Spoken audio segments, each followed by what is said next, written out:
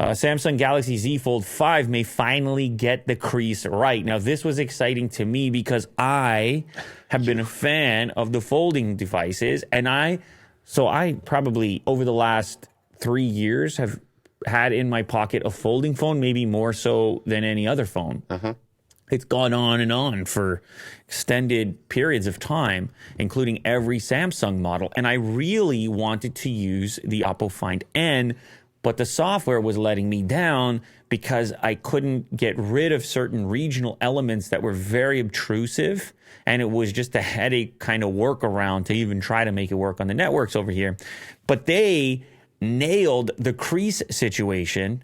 They did. Mechanically, like the thing folded much flatter, and then in its unfolded state, the crease was far less visible. Now, they also went with a different form factor, which I was a little bit skeptical. Like I wasn't decided on which was the more optimal form factor, but certainly the way that they implemented the hinge and the lack of a crease was pretty amazing. And I wanted to see, hey, can Samsung follow up? Can Samsung compete with this new construction over here? Are they paying attention? Do they care? Is there some other reason?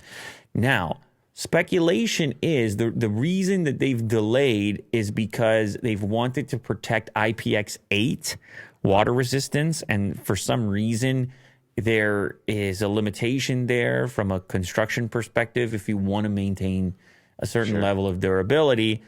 But apparently they may figure this out for the next generation, the Z Fold 5, that they can maintain their weather resistance and at the same time get that truly flat folding sandwich without a wedge type shape to it.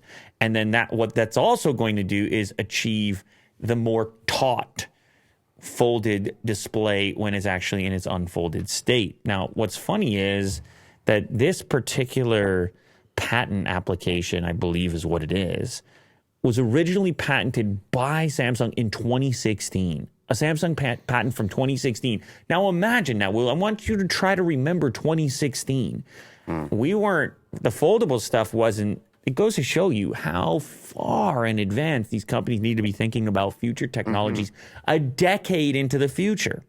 It's pretty amazing stuff.